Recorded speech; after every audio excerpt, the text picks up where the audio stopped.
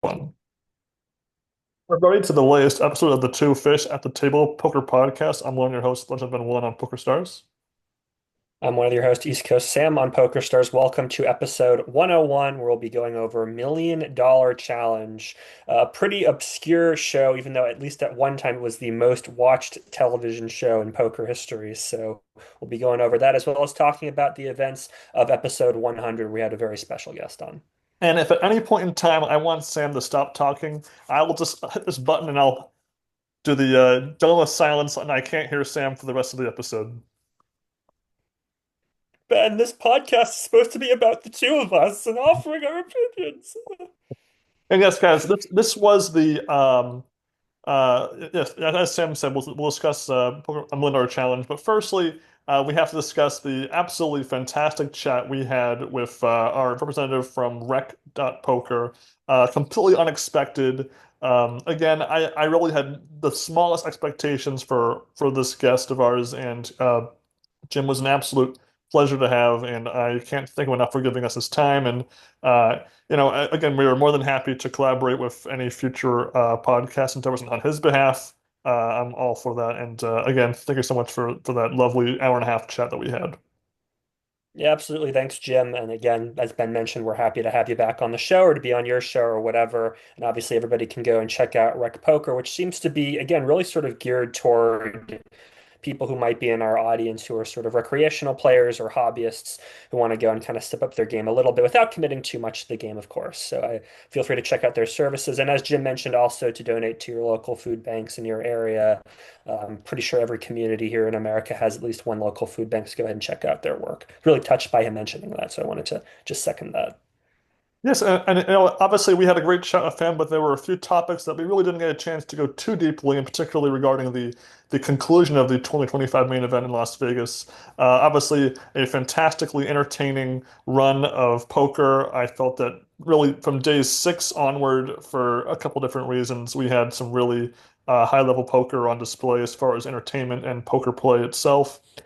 Players that had kind of like half known, half forgotten about that were I was happy to see come back into the spotlight. Guys like Eric Afriat, who I didn't really know too much about besides an infamous blow he had a couple of years ago in one of the EPTs. Other players that made deep runs, Tony Gregg, who had made some prominent runs in the 2016 into the 2013 main events. I was happy to see him, even though he kind of fell into that Alex Torelli, just shy of the final table, but still a great run for Tony Gregg, a great player and a great guy. And let's not forget Leo Margetts making history, being the first lady since Barbara Enright to make the final table, and at least not being the first one out or even the second one out. Seventh place, maybe a little bit below what she was hoping for, but considering that we had been toyed with final two table runs of players like Litsu, and then of course Gail Bowen and Elizabeth Hill, it was just fantastic to see someone like Layla Margetts run deep and also kind of make up for this for her 27th finish in '09, where it's a very very nice run, but obviously that leaves some money on the table that she would have liked to have gone further for. And again, oh, my internet is kind of crapping out on me, I think. Are you back, Sam? You hear me? Yeah, I can hear you.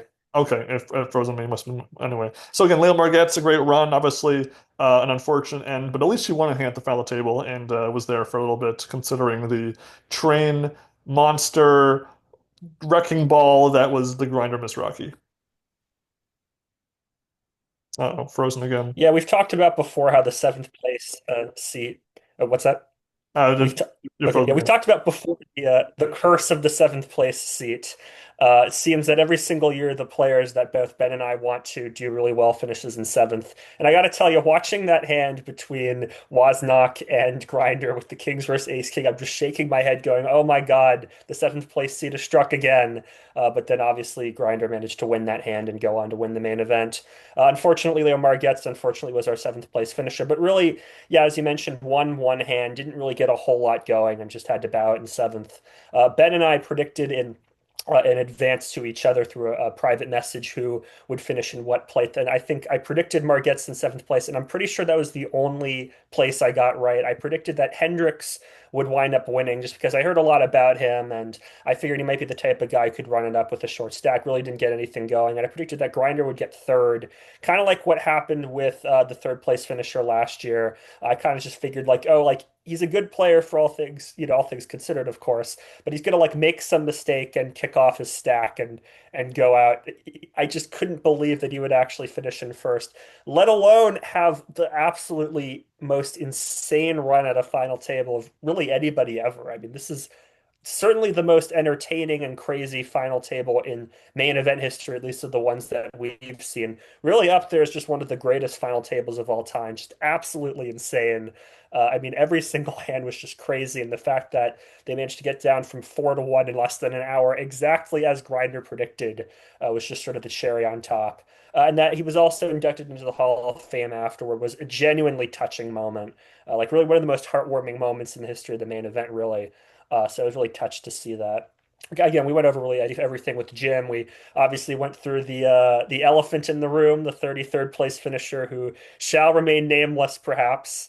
Oh, well. We can Should we go over him one more I think time, we have to, Ken? but I did want to finish with the final table because we had Kenny Hollart in the mix also, his second final table in the Mhm. last decade.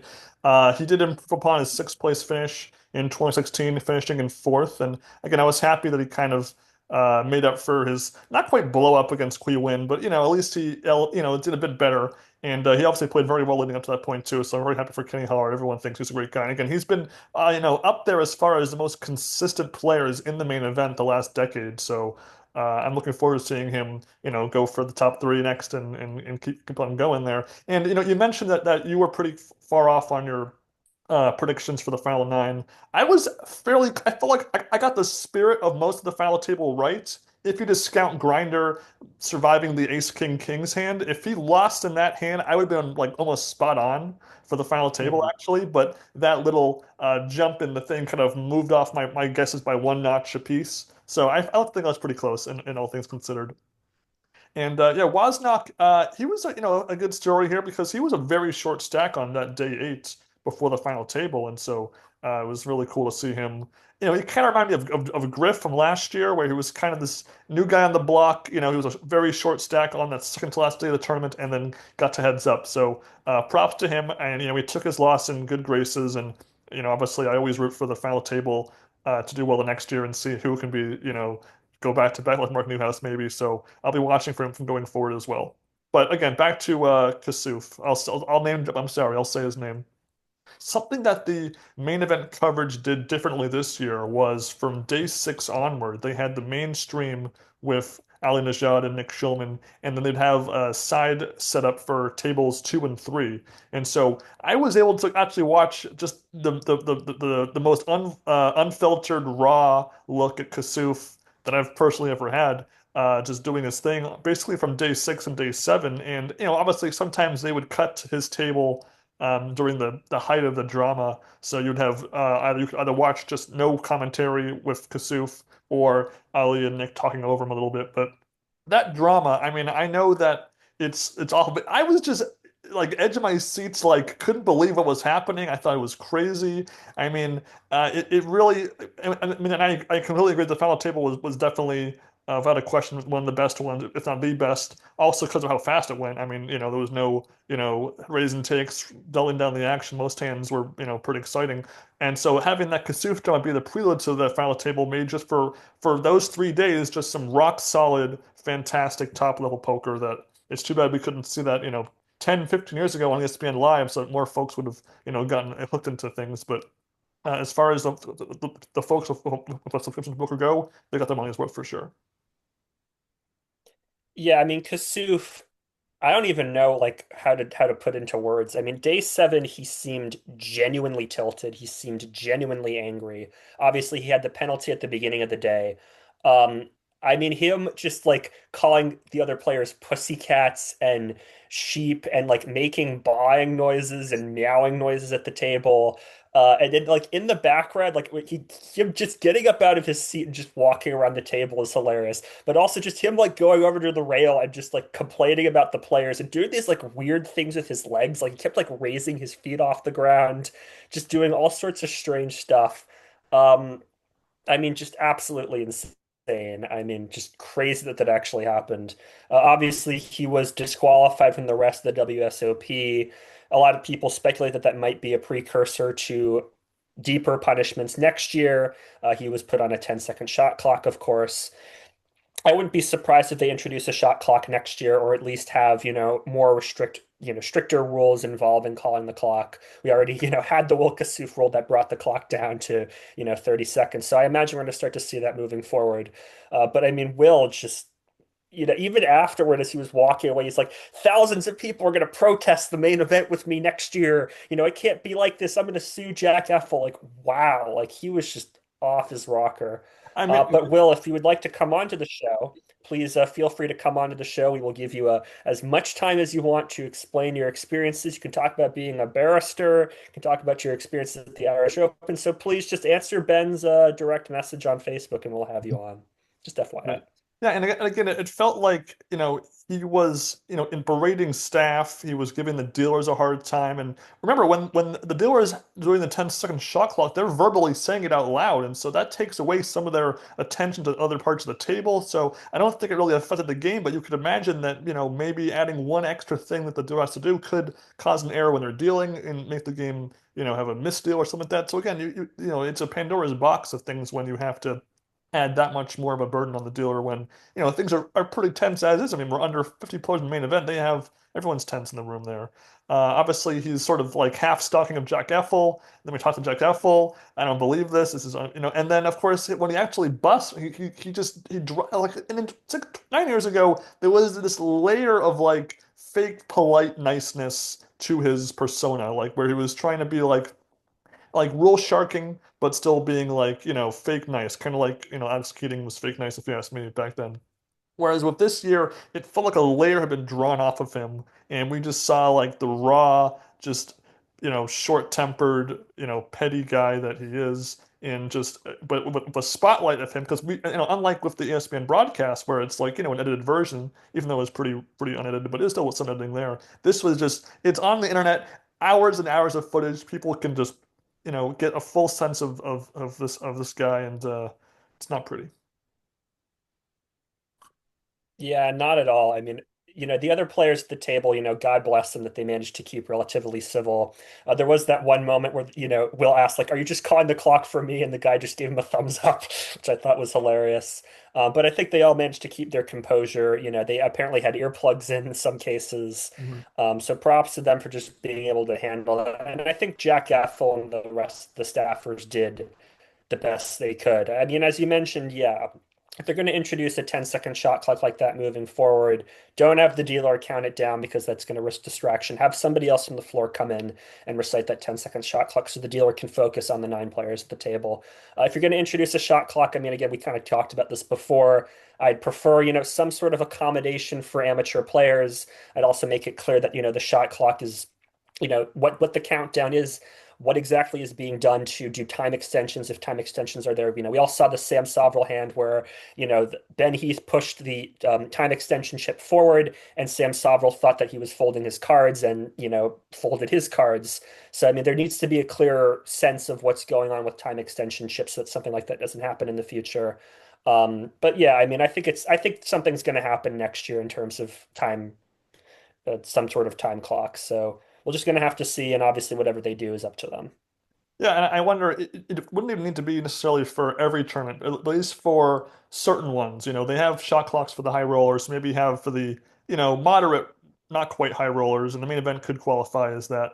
We'll see. Obviously, it's a big event. It's a lot of logistical things need to be worked out, but hopefully, maybe even for the World of Poker in Paradise, they can sort of workshop some things out, or maybe in Europe. There's methods to trial these things out in a less, impactful context. Other headlines I wanted to mention to you some before we get into our TV reviewing is the return of the NBC Heads Up Championship this year. It'll be premiering on unfortunately on Peacock, and then it'll be on delay exclusivity, and then go to Poker Go after that. And we had reviewed the most recent, the 2013 iteration, and we thought it was it was pretty solid, especially the heads up at the very end was pretty good with Hellmuth against Hellmuth against Mattisau.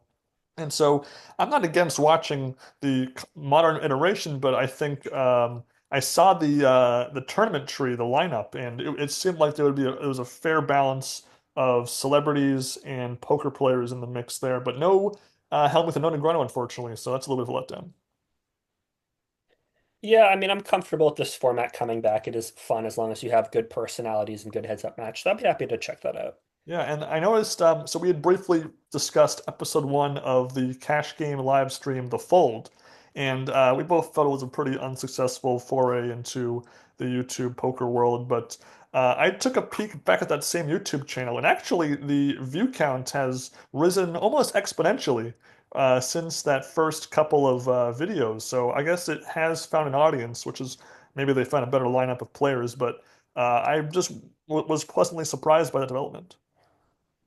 Okay, sure. I mean, I'd be happy to check out another episode. I mean, again, that kind of concept can work. You just need, a good group of comedians slash players, work at the gimmicks a bit more, work at the commentary a bit more, and I think, that show can be successful. So good luck to them and congrats to them.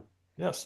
But now let's get to our main event here, our main entree of this episode here. We often stumble upon things to review for the podcast by accident, by coincidence, and that was kind of what happened here. I was trying to brainstorm how we could possibly follow up our episode 100 interview, and I just totally forgotten that this show called $1 Million Challenge existed, and it was touted as the highest rated poker television show of all time, partially because it aired after Fox NFL Sundays in the middle of the NFL season back in '09. And this show is, again, it straddles the line between poker show and game show. And it's also kind of subconsciously a big marketing scheme as well for PokerStars because it is a PokerStars.net branded television content.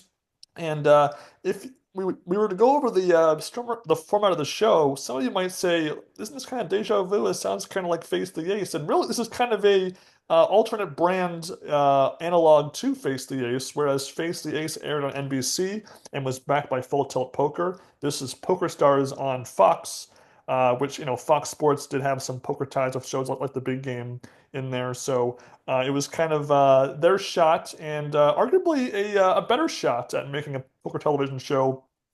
It aired only a few months after Face the Ace premiered. So Face the Ace aired in August of '09 and had a very spread apart broadcast until early 2010. Whereas season one of Million Dollar Challenge premiered in October 11th, and the finale ending the series on December 27th of '09. Season one was 5 episodes. I was able to find all 5 episodes on YouTube, fortunately. Unfortunately, season two, not all on YouTube, so we didn't feel like we didn't want to review and when we discuss part of the show's season two. So it was again a pretty quick watch, 43-minute episodes, and I think I've done the prelude here, so I'm gonna let you take it away here for the next part of here. What do you think? Yeah, you could really say that $1 Million Challenge took the place of Face the Ace in the race for poker television. But if you asked Doyle Brunson, he would have told you what a waste. Yeah, as Ben mentioned, this is sort of a strange. It's a kind of strange show, but on the other hand, it's intended for a general poker audience. This was, as Ben mentioned, aired on Fox Broadcasting right after NFL, so they're clearly trying to just kind of get the casual poker fan, somebody who may be a bit curious about the game, has seen a movie like Rounders and wants to get into it. So yeah, we talked about Face the Ace previously. Just to recap what Face the Ace was. It was a show in which amateur players would face off against three different professionals. If they defeated the first professional, they could get $40,000, or they could risk it all, play another professional for $200,000. Then they could take that $200,000 or play a third professional for $1 million. Spoiler alert, nobody actually won the $1 million. The show was the not one of the least viewed programs, like really ever. It completely bombed. It lost to a rerun of the movie Red Eye, as well as Numbers on CBS. Whereas $1 Million Challenge was the most watched poker show in television history. which is oddly enough placed in the first line of its Wikipedia page. Because usually for Wikipedia, it'll say something like, it was a television show that aired on NBC. Instead, it's the most watched poker show in television history, which is kind of strange. But anyway, going through the format and pay very close attention to the format because this is the format that all episodes follow, and it's very important that you understand this. So first, an amateur would play against a professional with Daniel Negreanu acting as their coach. Now, Daniel A Negreanu sits at celebrity, the a table celebrity. with them. Oh, sorry, yeah. Daniel Negreanu sits at the table with them, cannot look at their whole cards, but can give them advice, mainly live reads and things like bet sizes and things like that. So the amateur is facing off against a celebrity, and we'll get into those celebrities in a minute. If they beat the celebrity, they win a trip to the Bahamas, basically to watch a poker tournament that Daniel Negreanu is going to be at, and they move on to the second round. So they don't lose anything if they lose the second round. In the second round, the amateur now faces off against a professional poker player who is affiliated with Poker Stars. So people like Vanessa Russo, Chris Moneymaker, things like that. Daniel Negreanu is now in a soundproof booth off to the side, where he can see the amateur's hole cards, but not the other players' hole cards, and can give them advice in an earpiece. And as been alluded to in his introduction, the professional player can hit a button twice during the heads-up match to mute Daniel Negreanu. Also, in the first round, the amateur can once decide to take a timeout and go and confer with Negreanu separately. So again, there's a bit more hands-on in terms of Negreanu in the second round, but still the professional can mute the microphone twice. Then in the after, if the amateur wins the second round, they win $25,000 and they can walk away at this point, take the $25,000, or they can risk the money and play against Daniel Negreanu heads up. If they win that, they win $100,000 and they go on to play for $1 million against the champions, whomever else happened to win that third round, because only the people who win the third round, the first episode makes this very clear, get to go on to compete each other for $1 million. It's an interesting format. We kind of talked about with Face the Ace before, like when we would walk away, when we'd risk it. You're really more encouraged, I think, to risk it, given that like a trip to Bahamas is nice and all that. And $25,000 is nice, but going on to compete for $100,000, I mean, that's really life-changing money. So it's kind of a different format. And as you might notice, given how much Daniel Lebrun is featured in this, it really rides and dies on his personality. And I think he knew going into this, like, okay, this is a show for amateurs. I've really got to be outspoken. I've got to be offering my thoughts, offering my feelings. And he really is the best part of this entire show, in my opinion. He really brought his A game here and was a good presence to have. So filling in the other details of the show. So Chris Rose of the Best Damn Sports Show period fame is the host, and Michelle Nunez is kind of the secondary host of sorts. Chris is also responsible for hopping in the booth during the actual matches. He gives very, textbook ABC level commentary on, oh, this player has a pair and he's checking it, what? Or the other player has a flush draw, so he's going to bet, nothing crazy. But again, I don't think it's too big a deal given that this is a bit more game show me than Face the Ace was. Like the balance of poker to game show, because of the added elements like the Domo silence and the timeout and Negreanu's presence, it adds more sort of, more flavor to the poker, making it feel more of like a poker game show rather than a game show that is poker.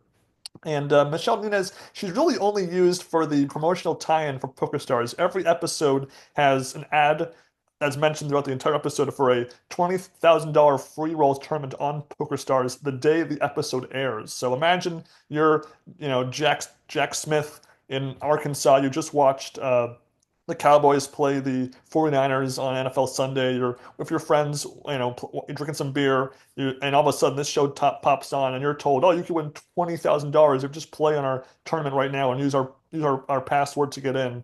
And again, it's a pretty clever idea. I mean, I feel like had I been of age and had watched the show, I would have been tempted to play in the tournament. I mean, it's free money technically, right? So, it's a pretty clever, it's an ad campaign for PokerStars, this show, really. The money is just a sunk cost to get those extra users in. And so I understand that, they have to advertise it because that's like the main reason why the show exists. It's not for to watch, some random guy from, from America win $1 million. It's the show is meant to advertise PokerStars. So I can forgive that, even if it was kind of annoying. You can skip it on YouTube. So whatever. The poker side of things here. So every round, no matter what part of the season we were in, the starting stack is 20,000 chips.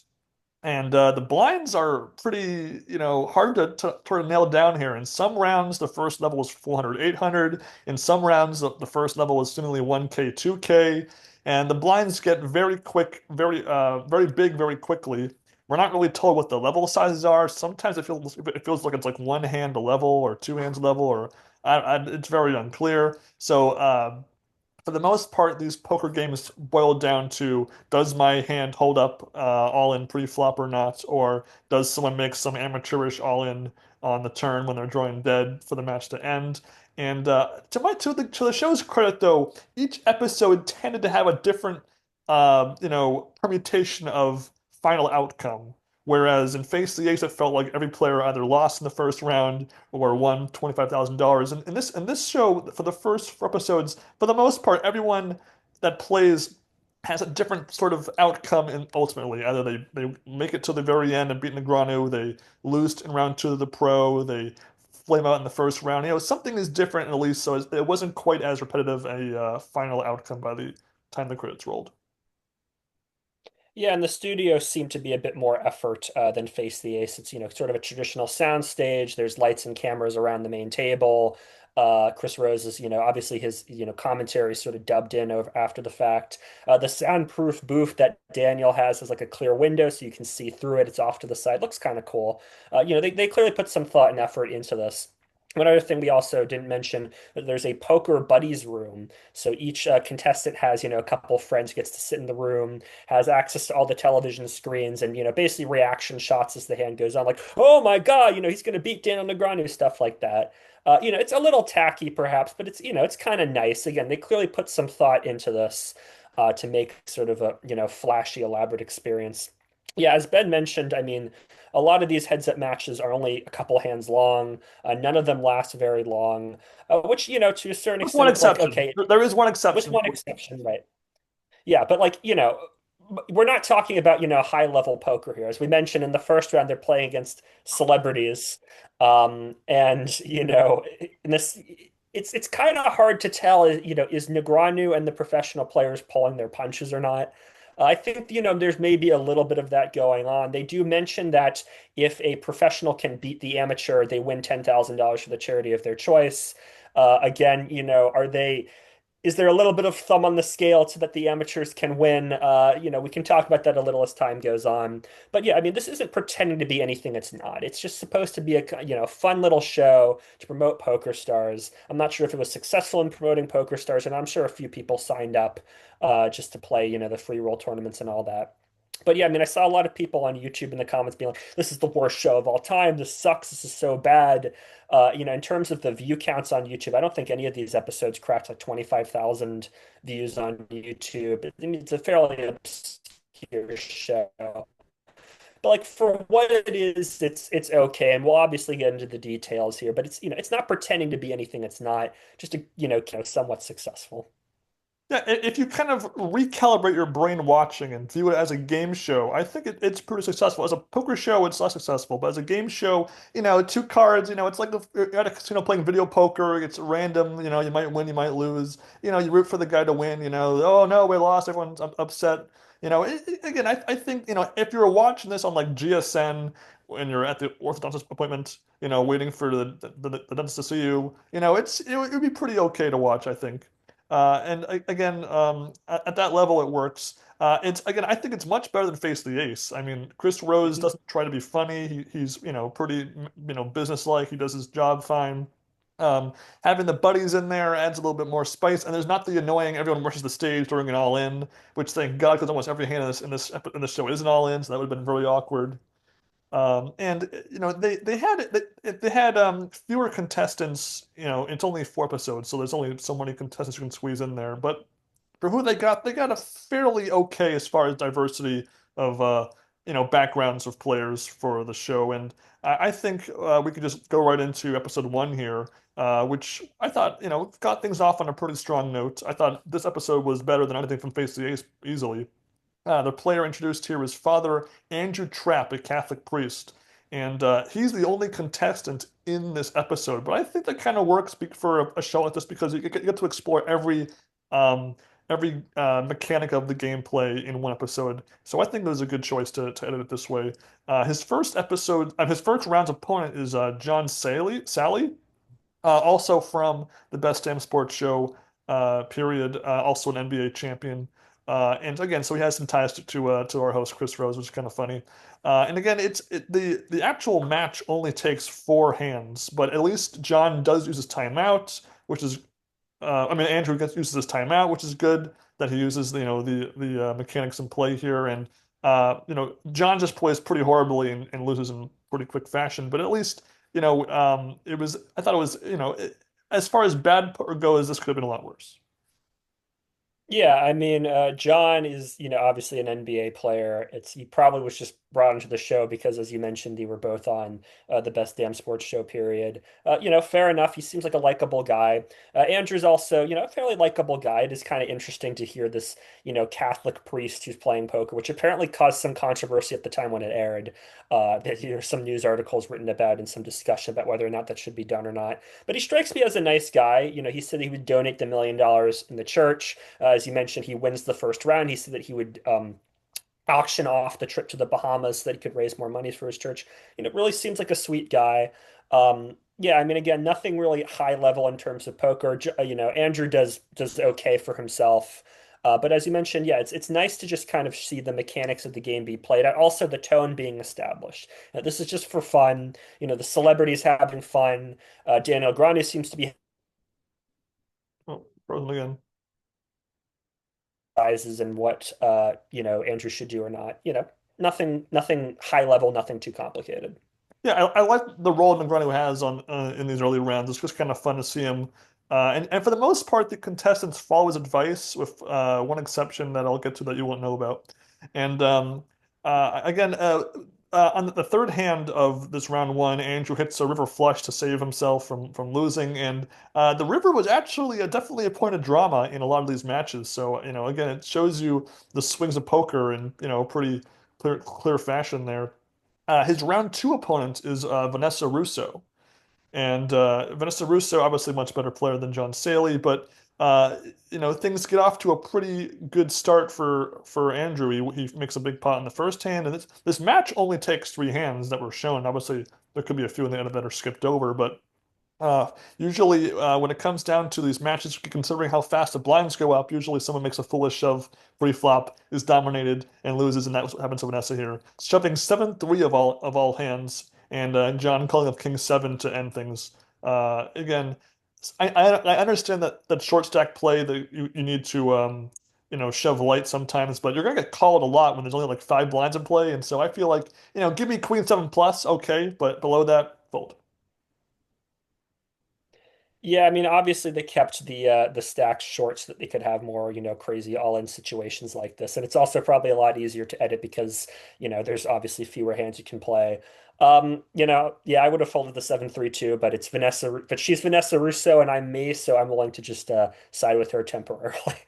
Yeah, and the buddies are usually introduced after round one. They're brought on stage, and then in between rounds two and three, they're shown on camera, and the contestant can kind of ask them, should I go for it? Should I take the money and run? And again, it comes down to I feel like given how short these players are, I feel like mathematically your odds of winning a match makes sense because there's $25,000 is what you're risking. That's the only time in the show that you could lose money that you've won. And so you're trying to win 4 times that amount and with the chance to win 10 times that more later.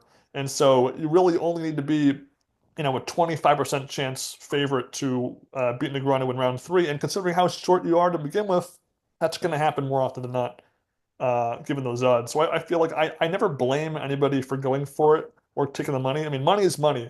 I understand that. Even after taxes, it's still a good chunk of money. So I feel like in this structure, you could justify it both ways. Yeah, I think so too. I mean, I would probably go for it just for the reasons you mentioned. I mean, with the short stacks, as long as you just, win a couple hands against Daniel, you're going to be in a good chip position to beat him, even with his skill set. I mean, if you're down in chips with a short stack, you're going to be less likely to catch up to me if I have the chip advantage. And also, I mean, just again, 25K to 100K, and then you have the chance to play for 1 million. I mean, that's life-changing money, obviously $1 million. So I think that give me a little bit more incentive to go ahead and do it. And obviously, I get to go to the Bahamas anyway, so why not? I still am a winner if I, lose the second or third rounds. And of course, if you make the $100,000, if you beat Daniel Negreanu, you get to go for the final table, and only those players get to go. Only those players. So you might as well give it a shot, right? And also, if you make the final table and just win the final table, that's $100,000 as well.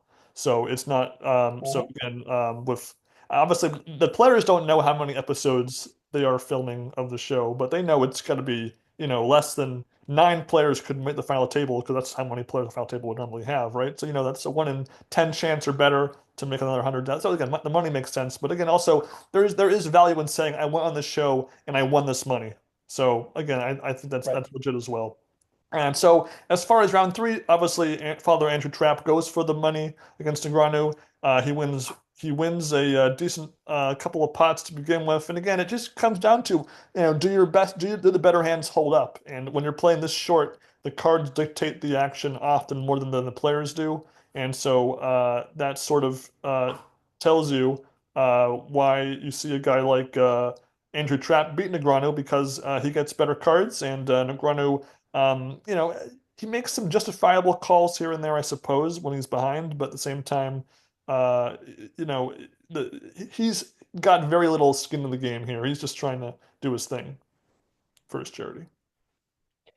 Yeah, that might be a good way of just kind of thinking. Is like he loses nothing, right? I mean, he was probably paid an appearance fee to be on the show. He certainly gets exposure from it being on every single episode. So, maybe he's not necessarily, I don't know. I don't want to say that he's not giving it his all, or but he's not really giving it his all. Let's just be honest. I mean, I feel like when he But was yeah, I mean, obviously, in the coach role, he's definitely giving his all because there's nothing. yeah. His charity gets nothing, and the player gets nothing if they don't win the first round and the second. I mean, the first round probably is kind of insubstantial, but he wants them to win the first 2 rounds. So I think that was where the most of his energy and focus went to really was those 2 rounds. Yeah, I mean, I agree with you that I do think he is giving it his all. He is interested in giving the player advice. But in the third round, yeah, I mean, I definitely think he's pulling his punches maybe a little bit. Again, we, just went over this. Obviously, it's, when you're short stacked heads up, it's obviously just about whoever hands hold up. And, in his case, his hands just don't hold up here. But yeah, I mean, there's some truth to that idea that maybe he's not playing 100%. But in any case, Andrew does win 100K. Let's go on to the final show. Seemed like a nice enough guy. No problems with this first episode. I remember watching this first episode thinking, okay, this show isn't that bad. I didn't think it wasn't trying to pretend to be anything it's not. I kind of liked the production value. I thought the opening shot, which is just sort of Chris Rose standing behind this giant pile of cash going, "Do you want to win this?" I thought that's an effective first shot, right? Like you're finishing an NFL game, about to turn the television off, and then you just see this guy sitting behind this cash going, "Yo, you want to win this?" Like that's a great opening shot. There's some production value and some thought into it. So I was curious after the first episode to see where things would go. Yeah, and again, I want to stress that it was just the gimmicks of the Dome of Silence and the timeout and just they're small things, but I like that they're really trying to spice things up and make and add some fun things that you wouldn't be able to encounter in regular poker anyway. You know, besides I know that we mentioned like the solve for why thing where they have the headphones on, they shut off the headphones and they talk and so again, just kind of I would it'd be fun. I could if I could imagine myself having fun in the shoes of the contestant playing it, then I think that makes for a good idea for a show. Whereas episode two, and again, these episodes aired not like sequential, not week to week, because they begin October, ended end of December. So there are weeks where they didn't have episodes airing. So I'm not quite sure the broadcast schedule, but they open with a recap of the last episode, which I think is totally fine because there's continuity to this player appearing in the finale. So I think that makes sense. If they had been self-contained episodes and there was no final table at the end, I think you wouldn't need a recap. So that's fine to do. The player we get here is Denny Luna, a surgeon who served in Iraq for 15 months and was at the time part of the National Guard of Oklahoma. So again, we have a father, we have a a veteran. That's pretty good stuff. I mean, Face the Ace had like a computer programmer and like just and it was just some more bland professions on display. So it's not a bad thing. And he definitely brings a little bit of personality to the audience, to interacting with the cast and everything. So I think that was fine. His round one opponent is Jade Nicole, an actress in a show called The Hills, which I think was like a CW show, I think, and then also a Playmate Mhm. of the Year in 2008. So again, kind of that actress model thing, and I guess a little cringeworthy, but I guess I guess it's compared to having John Saley. I guess you want it's at least a different kind of celebrity to have in the show at least. And his round goes pretty good for Denny in round one. Again, same structure. Things don't change episode to episode. They keep the exact same rules in place. There's no alterations over the course of the production. And for the most part, this is skipping ahead a little bit, but I thought that the poker was of a slightly better quality overall compared to episode one. Just looking at hand by hand breakdown, and I think we see some pretty bad play by Jade though, including the very end. But I guess I was entertained enough by seeing Denny Luna, a guy I was rooting for, play in round one.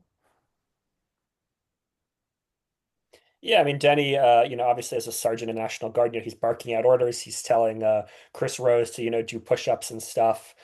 Jane Nicole apparently claimed that she once won a poker tournament. I'm not sure if that's true or not. And again, there's some, sort of fun interplay that she seems to kind of, try to be like a little ditzy and try to make it seem like she doesn't know what she's doing, which Daniel calls her out for. And so that's kind of fun to see. Yeah, again. Yeah, I mean the poker is maybe slightly better in this round, but again, nothing that's super high level. Denny manages to call Jade's shove with middle pair, so it wasn't like he had like the nuts or anything, but he had to tank for a little bit and think it through, and does manage to win the round and move on to the second round. And one of his friends is apparently a poker dealer, which is kind of funny. And then Chris Moneymaker comes out for the second round, and of course has to thank Denny for his service. And again, nothing super high level in terms of the poker play here, though Chris does actually invoke the Dome of Silence. And as Ben alluded to earlier, Daniel wants Chris to call, and obviously cannot, Chris, you know, just sort of, I'm just lost my train of thought. Oh my Then, God. then you can't hear him. So yes, but so that hand was actually Right, pretty yeah, sorry. crazy because after a turn bet by Denny, Chris uses the Dome of Silence and raises, and then Denny has King High. The board is Ace Right, Jack, yeah. Ace Jack. King Denny has King Four, and Moneymaker has Six Deuce suited. And Chris bluffs the river, and Denny just makes the call and wins it right there. And again, it was probably the most impressive play by the amateur of the show up to this point. And just in general, I mean, obviously a double paired board with King High. Again, very impressive that he knew to put the hand together and make the call. And even after Chris used the dome, again, that was just it was a pretty solid moment altogether as far as poker was concerned. Yeah, exactly. I'm sorry, I just lost my train of thought there. That's Yeah, okay. like that was an interesting moment to see. And obviously Denny manages to win when he fake folds queens. He starts to kind of like pushes, how much is the bet? Oh, I'm gonna start to push my cards. Okay, I'll call. And then Chris manages to get middle pair on the flop, shoves, but Denny obviously calls it the overpair and wins. So yeah, I mean it was kind of an interesting heads up match.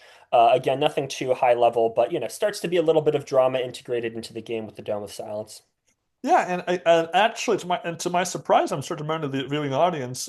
His girlfriend tells him take the money and run, and while his friend says go for it, and Denny, being a smart guy, just takes the money. I mean, I think he was pretty satisfied with taking the winnings there, uh, and just as a joke, they do some push-ups afterwards, a little tiny bit, which I thought was kind of funny, a little trite, but funny enough.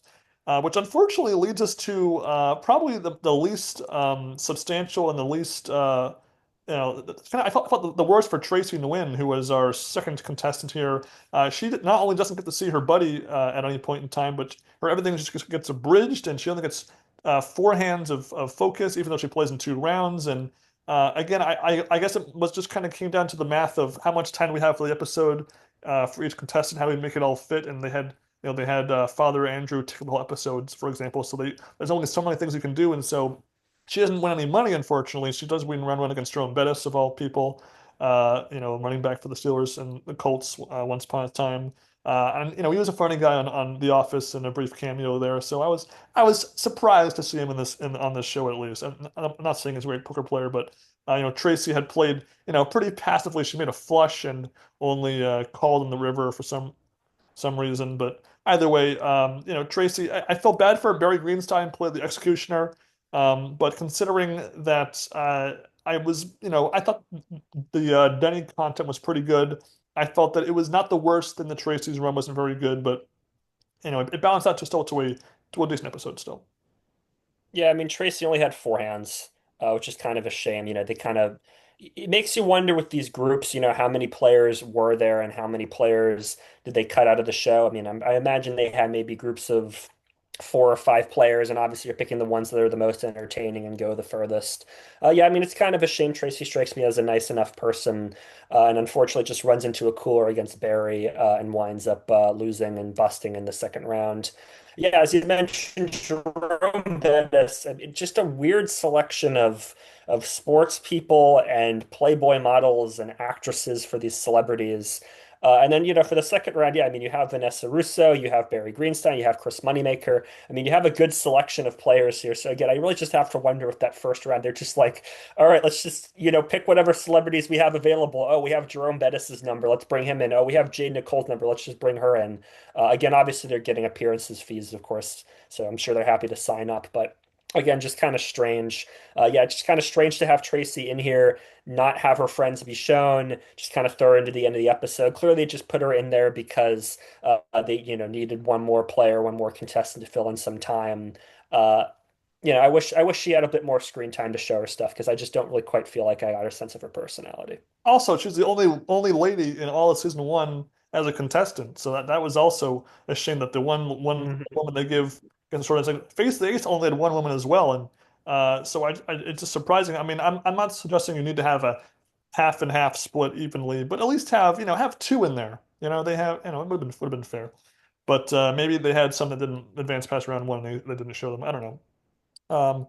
My only issue with the episode really was that in round one, the blinds went from 400, 800 to 2K, 4K out of nowhere. And again, I just really wanted to know how long each level was, how that worked out. Was there any sort of irregularity to that episode to episode? But besides that, it was fine. Episode three, unfortunately, is probably the weakest of the lot for me.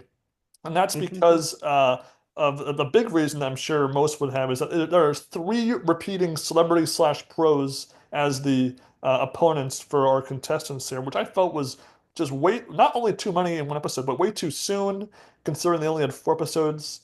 And it's a shame. Obviously, maybe they had other players that were not used, so they couldn't use those other players. But still, it was unfortunate. Our first player was Big Mike. I won't pronounce his real name because I don't want to mispronounce it. A guy in the music biz. He plays in very unglamorous fashion against Jerome Bettis, losing in three hands. Um, the he actually made used the timeout to get himself to fold correctly pre-flop, which was a good move there. But it's just kind of funny. I feel like with a timeout, I feel like I'm more leaning towards you're unsure if you want to call or not would be a better use for my style of poker.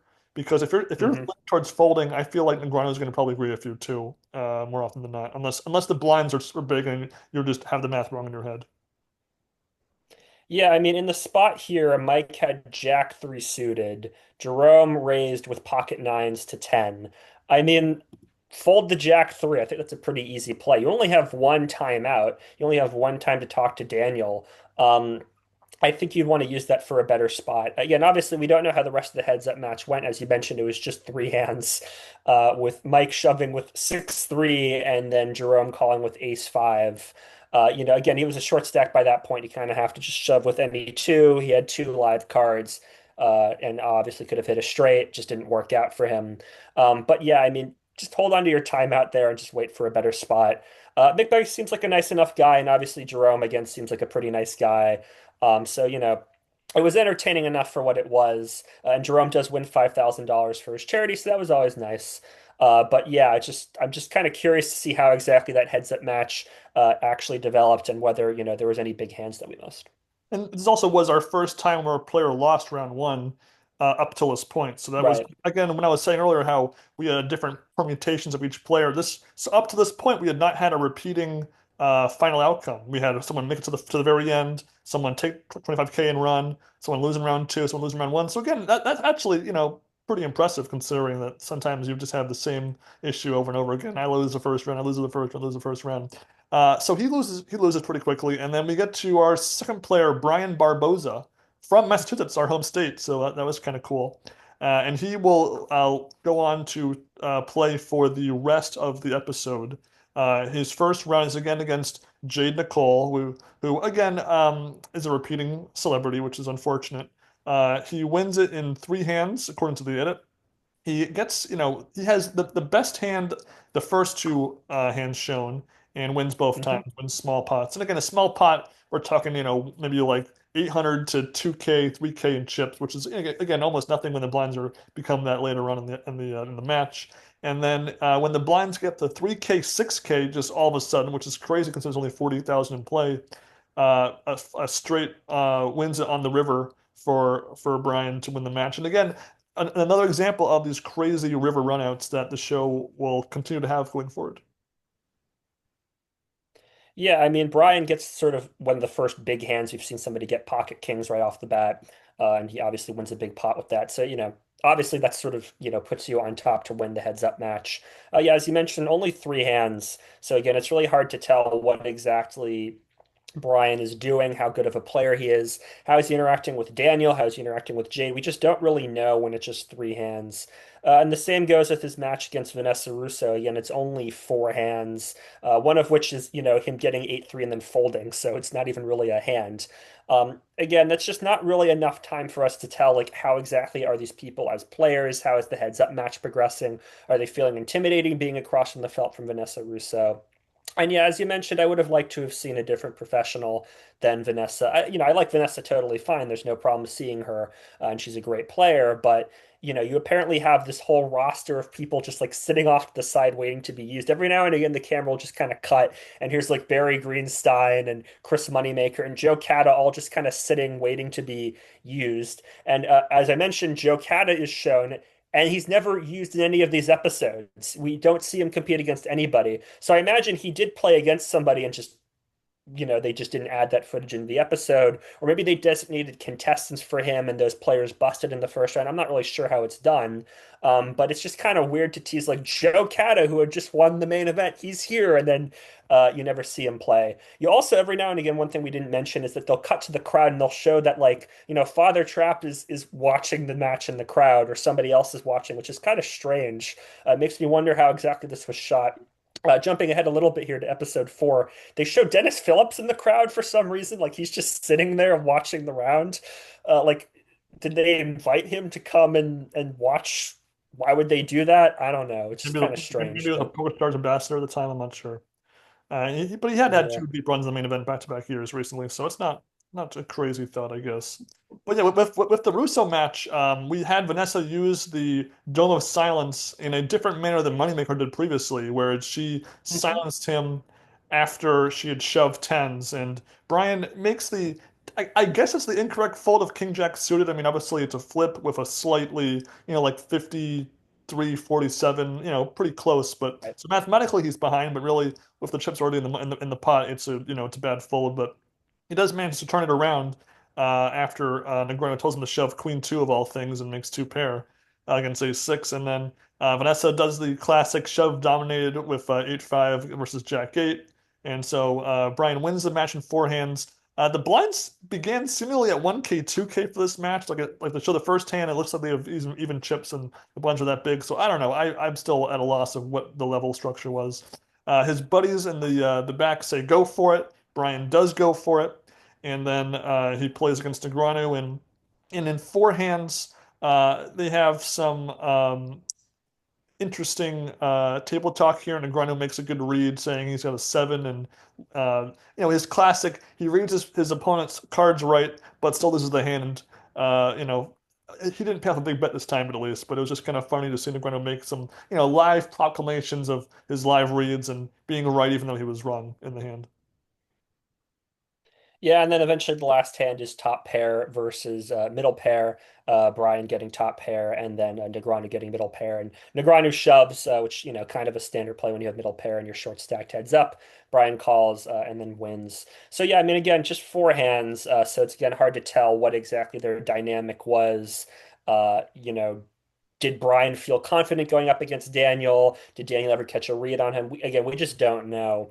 But yeah, an exciting enough ending. We have another winner to go heads up against Father Trap because remember, only the person who wins the third round gets to go on to this special round at the end. But yeah, a decent enough episode. Some fun moments here and there. Again, just with these abbreviated heads up matches, it's just kind of hard to tell how exactly the match progressed. But forgivable enough. I had two more nitpicks for this episode, though. One was at one point, Chris Rose said Vanessa was forced to go all in the blind when she had 6,000 in chips when the blinds were 2K, 4K, which is inaccurate to say the least. I mean, obviously, you're probably not going to fold two-thirds of your Mm. chips at any point when you're that short, but it just didn't make sense to say that. And secondly, this was the episode that revealed that Denny, who won the 25K in episode two, had a seat at the final table. So that I was like totally confused. This is where your sarcasm is kicking in here because we were led to believe that only if you won round three would you get into the final finale episode. And it was at this point they sort of unclearly imply that it's whoever went the first in an episode, but it's not quite made 100% clear given the format explanation in episode one. Yeah, when I saw this, I thought that I had misunderstood something. So I actually went back and rewatched the clip where they said that a little bit just to make sure that I was so confused by it. And again, as I mentioned, there's probably some groups here of, four or five people in each episode, quote unquote, and they're not showing every single contestant. But they really needed to explain that from the very beginning. Be like, all right, each contestant is in a group of five people. Whoever goes the furthest in that group gets to move on to the end. Just lay that out in the very first episode. I have no problem with that. But they don't do that at all. Um, so then in that case, I mean, if it's the furthest in your group, you really have an incentive to go for the third round and risk it all and play against Daniel then.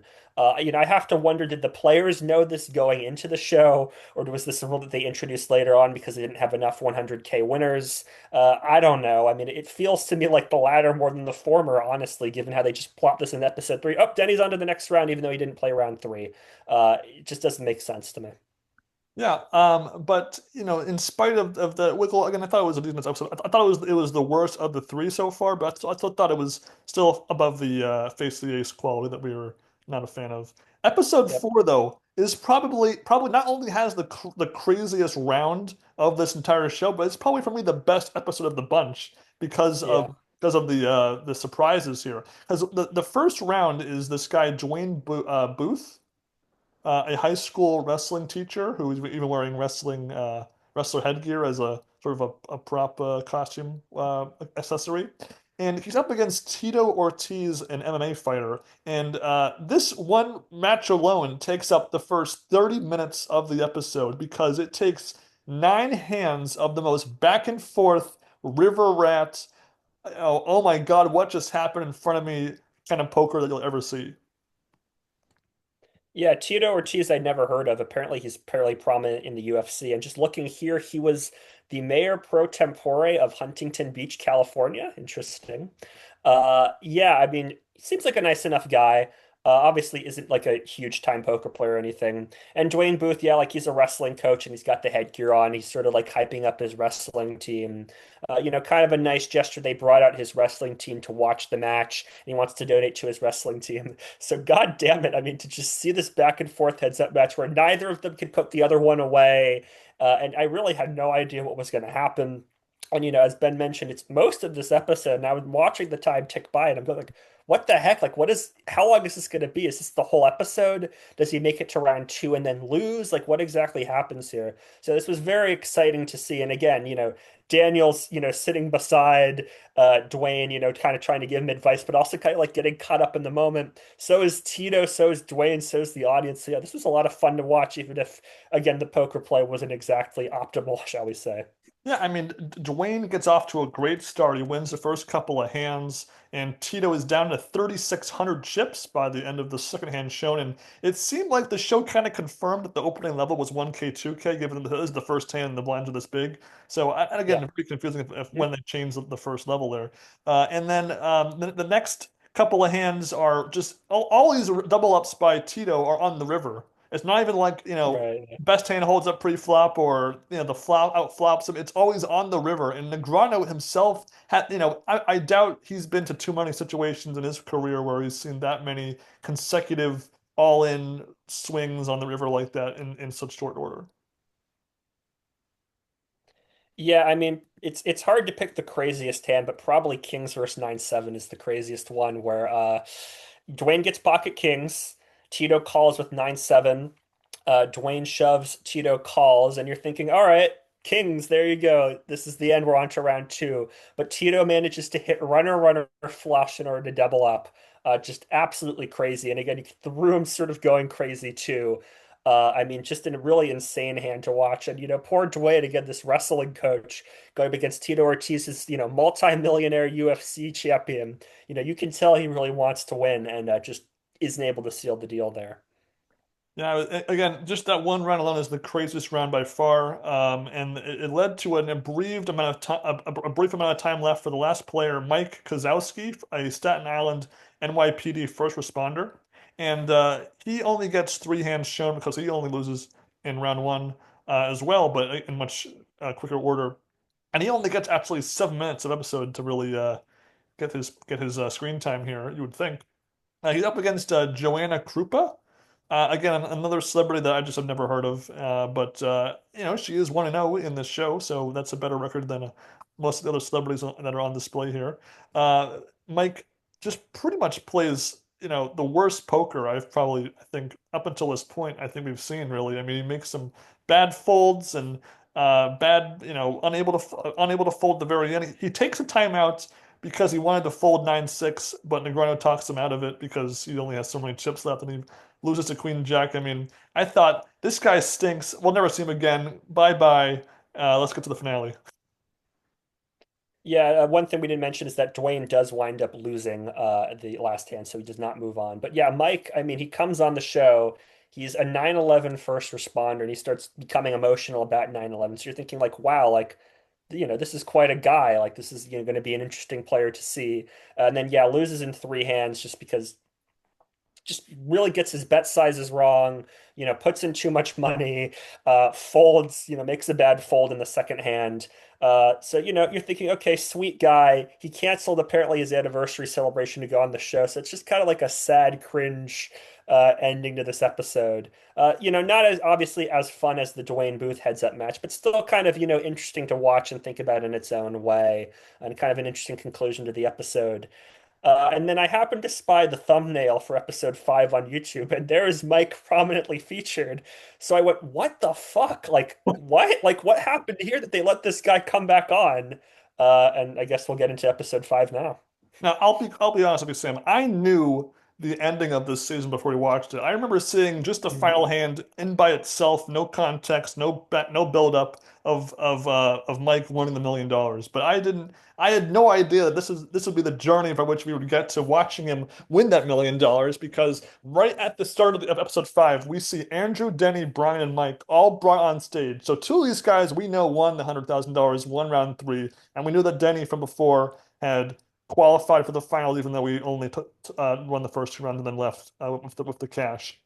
But then Mike gets brought on, and then Chris Rose reveals that the show all along wanted one episode per a one person per episode in the finale. So hence Mike gets this sort of second chance off screen, of course. We don't even get to watch it, where there was like a sit and go tournament with him and other players that finished in an equivalent spot, which I guess round one bust out. I'm not even sure if it was how that worked, if it was his group for episode 4 or whatever. They all play each other, and the winner got a seat at the championship round. And I thought, okay, if you want to do that, at least show us that episode, show us that poker action. You could have made this be an hour and a half long episode and include that bit in the episode.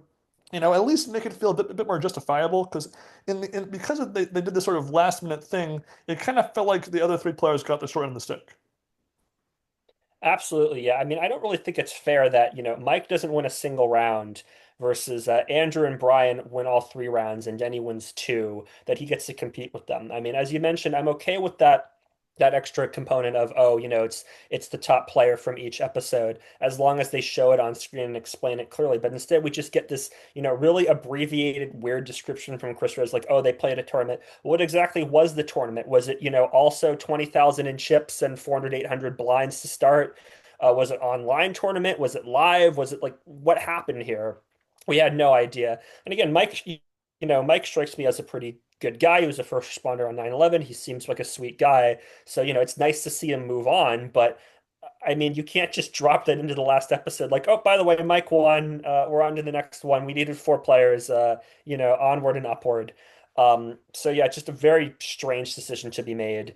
But yeah, I mean, it's these four guys playing for obviously 100K and then heads up with Daniel for 1 million. And it's a nice little touch. Daniel gets to deal the cards, which I thought was kind of nice. He gets to stay at the table and banter a little bit.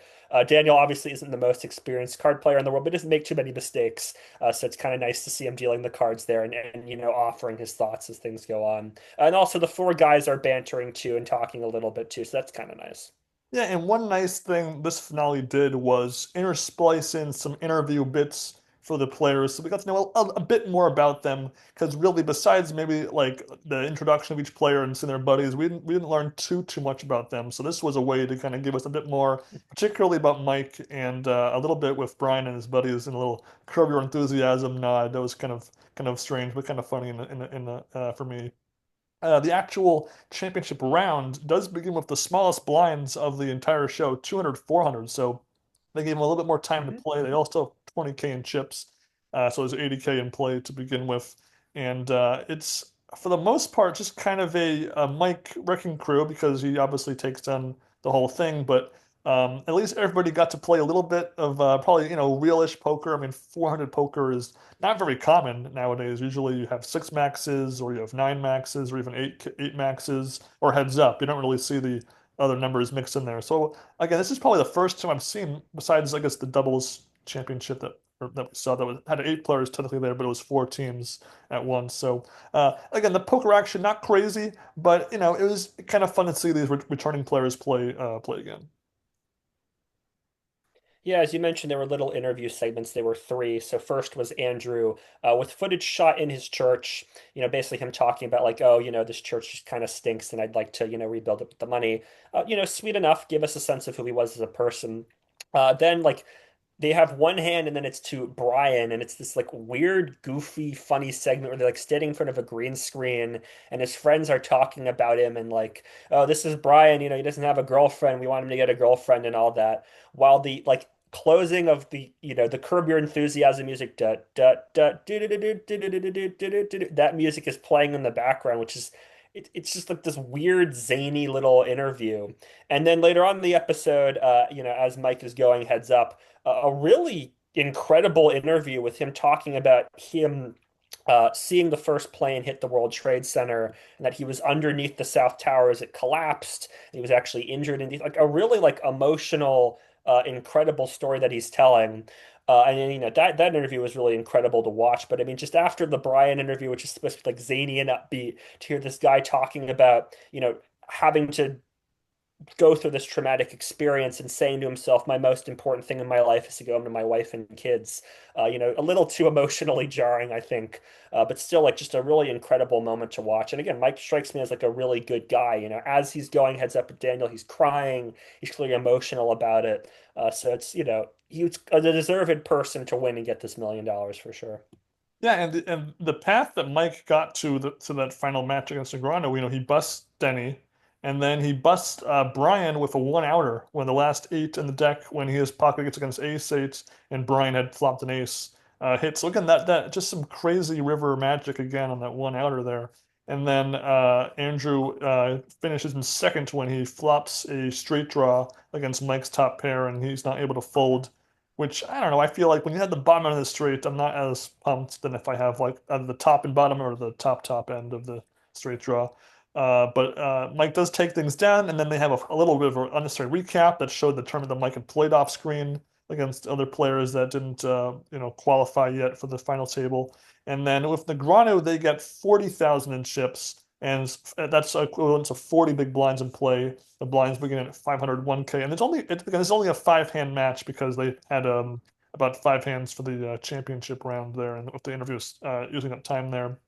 And Negreanu, he just, given the cards he was given, he just didn't have too much room to really, uh, win this match. I mean, he folded the worst hands for the most part, and or just Yeah. didn't get value when he had the best hand. And so the actual final hand is again up there with some of the craziest hands of the show, where um, Mike actually rivers a straight on the river to win the $1 million, and he had a sizable lead before that hand. So even if he had lost that last hand, there still would have been ahead in the chip count there. But a pretty crazy four-outer to win $1 million. And again, the amount of we don't know how much outing there was, but just the amount of river craziness was just pretty impressive. It reminded me of the '09 and 2010 main event final tables where we just had so many river crazy runouts. This is up there with that level of outcome. Yeah, he hits an 8 on the river to make the straight, so kind of, fitting with the case 8 that he hit earlier. And yeah, obviously, his family is there, his wife and his daughter in the buddy's room watching, and, they hug and, they're freaking out. Again, kind of a nice, sweet ending to the show. And yeah, like, it was kind of interesting. I didn't know how this was going to end. I kind of figured with Mike being in the thumbnail that he would go on to win, just sort of surmised that. But yeah, like if I hadn't seen that, I wouldn't have known who would have won or not. So it felt like the edit was, evenly balanced. Mike's interview didn't come until later in the episode, so they didn't give that away. Um, so yeah, I mean, I think it's a decent conclusion to this season as a whole. Obviously, again, they really needed to explain the rules from the very beginning. Maybe some of the heads up matches could have been a bit longer so that we could have seen a little bit more tension. But I think that, they probably were, putting forth the most entertaining hands. They probably folded a lot of raise and takes it or something like that. So yeah, overall, again, I think this show is okay for what it is. As you mentioned, it's more of a game show than a poker show. It doesn't compare to Poker After Dark or anything. There's no high level play that's involved here. It's obviously trying to promote Poker Stars as well. Let's not dismiss that. Every single episode has a free roll tournament. So yeah, I mean, it's not pretending to be anything it's not. It's a nice little confectionery in terms of poker television. Yeah, I mean, they probably gave away about $1.5 million in prize money between the free rolls and the player money won. And obviously, they were paying to be on Fox. This is an era where their sites had to pay for these spots in the TV channel schedules because poker was not, considered. That's just how the poker works on television. And so it's probably, I would say that they definitely probably, made the money's worth, given that they were getting millions and millions of viewers from NFL Football Sunday. And I actually did check out the first episode of season two, which was the only one I could find on anywhere on the internet. And actually, it kept the exact same structure. There were no differences, same hosts, same graphics, same rules, same format, exactly the same. They did have different celebs and defenders, the pros and celebrities, which you would expect.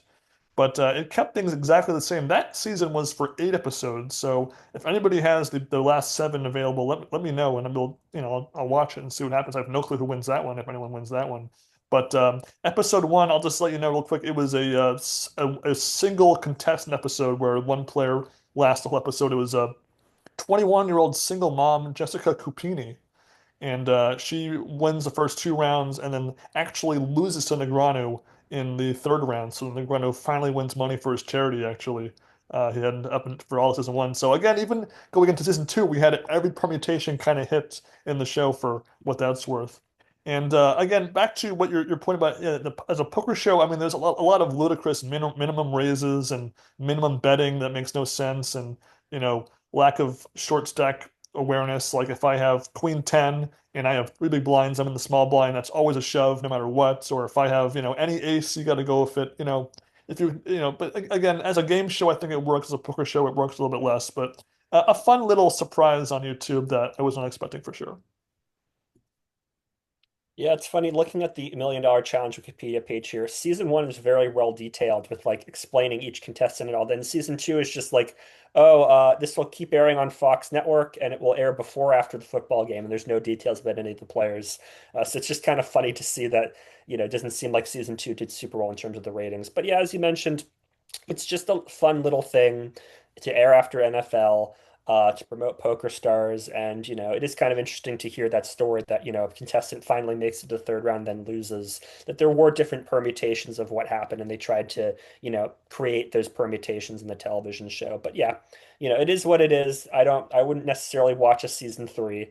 Maybe if they got some, actual celebrities, that'd be kind of cool. It'd be cool to just see Keanu Reeves walk in and play poker. That'd be kind of funny, but I doubt they do that.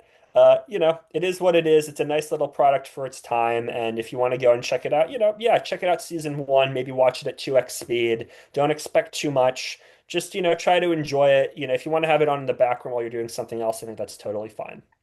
Yeah, and again, we sort of talked about it already, but as far as being, official here, I do feel like I guess I'd probably just play. I would never take the money and run. I would just keep going because if it was like 33-year-old me now versus like a younger me not quite getting the math of things, I feel like just go for it. I feel like the celebs are not very good at playing poker, and the pros that they either got cards or they don't have good hands, and you just gotta don't make a bad fold, don't fold the best hand, and you're pretty much good to win. Pretty much you're gonna win more often than not. Absolutely. Other than that, guys, that kind of wraps up this episode. I think we Sam and I have a few other episodes in the works here. We're definitely leaning towards doing a poker book club too. That'll be very cool. We might have Ayunair back in a later episode for us to re-look back at the film 21, one that they are a fan of, and we had our mixed opinions. And so, but we also purchased the book that the movie was based on, so we'll be able to kind of add a bit more context to our understanding of what the movie changed and what the movie kept the same. And so that'll be kind of fun to compare and contrast. Yeah, I mean, there's not too many poker events that I think are coming up. Obviously, the WSOP has just ended. Just looking here on Poker News, there's the Colbet Poker Open, which I've never heard of, and the Onyx Super High Roller Series. Okay, good luck to those players. Maybe we can check that out at some point. So if you have any suggestions for content that we could review, television shows, movies, books, what have you, feel free to drop them in the comments below. And if you'd like to be on the show, feel free to drop it in the comments below. We're happy to have you in any capacity. You can be on the show briefly, or we can do like an interview, whatever you'd like. Yeah, and I almost forgot. There was this hand where this guy like had to almost he was playing with his net worth at the table, and it was like a Doug Polk game where he like had the ace high flushed, and the other guy shoved, and there was forward was straight flush on the board, and the guy like shuffled his cards and had the guy pick one. If it's this one I call, this one I fold. Did you see that hand? No, I didn't see that hand. Okay, so the hand was this kind of amateurish guy was playing with like $80,000 his net worth. Nobody knew this was net worth though. He had ace of hearts, 10 of diamonds. The other guy had like total Okay. reds. The board was like six, seven, eight, nine of hearts, and then like three. So he has the ace high flush. The other guy goes all in for like 10x pot, and he pretty much and he has the amateur covered, and so the guy like doesn't know what to do. He's got no, the third nuts, and so he has a guy he shuffles his two cards and says, if you reveal the ace of hearts, I call. The 10 of diamonds, I fold. And the guy flipped over the ace of hearts and he made the call and won the big pot. But just insane to play if your whole net worth at once and be in that kind of spot that when you have the not quite nuts. Yeah, I mean, we all saw in Molly's game what happens when you're playing with money that that's very important to you. Don't play with your full net worth. Please practice bankroll management. Please gamble responsibly, folks. Yeah, Rec.Poker will tell you about banker management. We discussed that at length with Jim, and that was a good lesson for anyone unaware of what to consider when it comes to money management. But besides that story, Sam, I think we can wrap things up here. This was a fun show to discuss, and again, I just had totally forgotten this was a thing that existed on Fox of all channels. Like, caught me by surprise for sure. So, in any case, guys, enjoy your poker, enjoy your TV, enjoy your poker on TV. And now we turn the cone of silence on. Bye, guys.